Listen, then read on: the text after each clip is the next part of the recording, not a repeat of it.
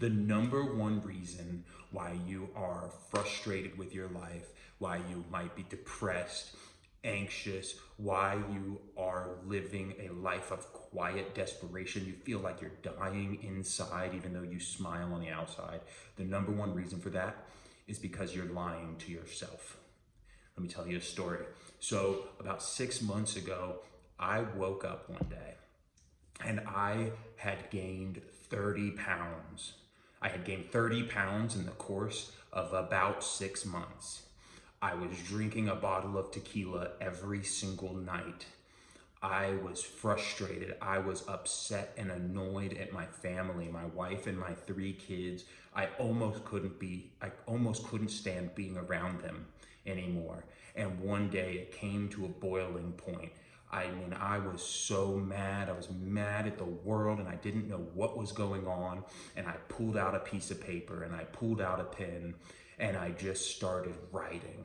I just started writing everything that came to mind, everything that I was feeling, all of the anger and the frustration and the resentment and the pain and the stress. I wrote it all down and I wrote it on a piece of paper and I started it off.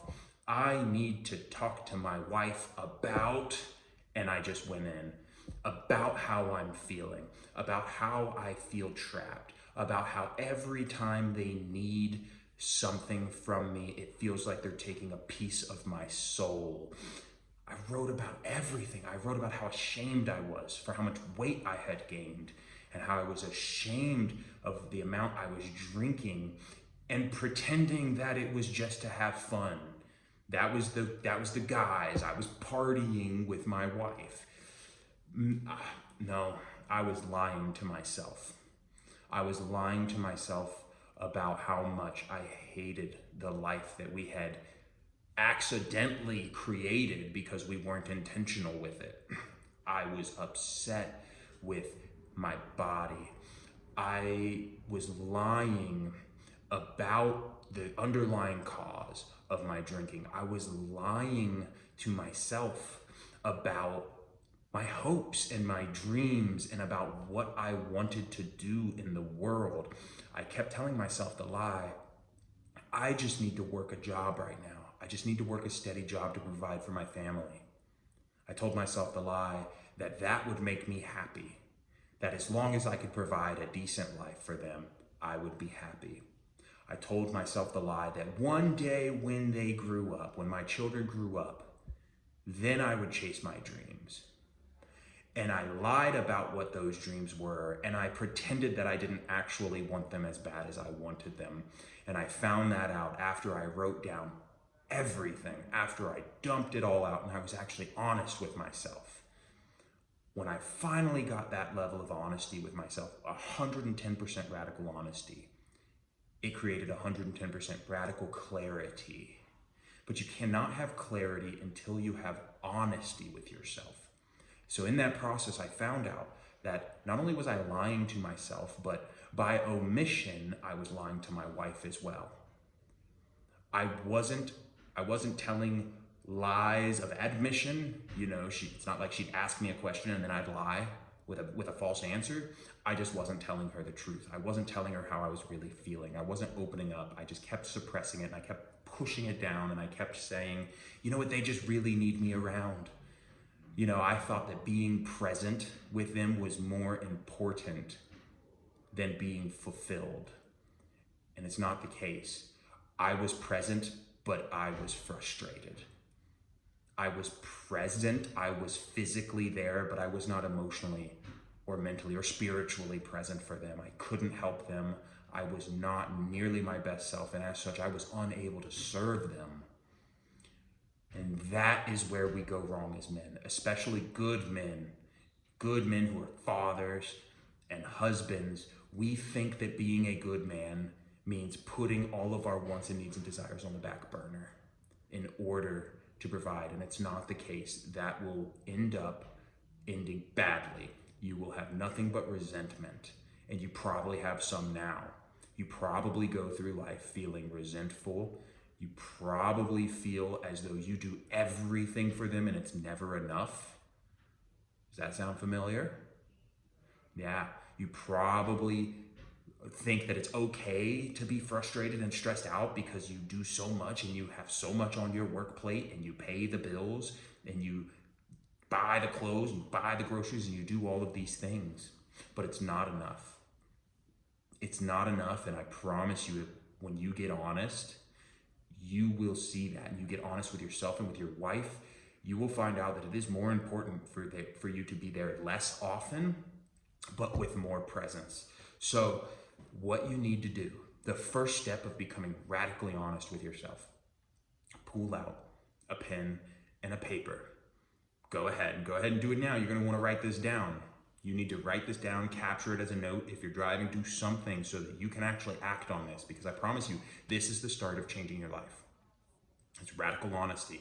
So you get a piece of paper out, you get a pen or a pencil or whatever, and you have a good old Quentin Tarantino detest fest. The director, Quentin Tarantino, used to have these sessions he would call a Quentin detest fest. And he would stay up all night and he would write down everything that was wrong in his life. He would write it all down, everything he was upset about, everything that wasn't perfect, everything that wasn't the way he wanted it to be, everything he detested about himself. He would write it down on a piece of paper. And that's what you're going to do. You're going to write down everything. You write down how you're feeling, you write down where you are, you write down where you want to be, and you write down how it makes you feel. You write down that you're pissed off about it. You write down that you're ashamed of the weight that you put on. You write down that you're guilty about wanting the time away and guilty about being so frustrated when you're in their presence. You write everything down. You have to be 100% honest here. Write down how you feel about that shitty job of yours. Or if you love your job, shoot, hey, good thing, good for you. Like, you've got to win. You know, if you're actually genuinely satisfied with your work, that's amazing. And if not, you need to write it down. If you're mad about your bank balance, write it down. If you're mad about how much income comes in, write it down. If you're mad about the amount and the dollar expenses that come out of your bank account, write it down. Write it all down. Everything. And then what you're going to do, after you've written everything, you should probably have at least a page. You might have multiple pages of paper filled up at this point once you write everything down that you're just so upset with. Get completely honest with yourself, okay? And after you do that, then you're going to write down on another piece of paper, a clean piece of paper. Here's the question. All right, are you ready? You're gonna write down, what if it were true 6 months from now would change everything in my life? Okay, I'll say it again. What if it were true 6 months from now would change everything in my life? Okay, you're gonna write that question down and you're going to come up with an answer, and I guarantee you the answer will probably come up pretty quick.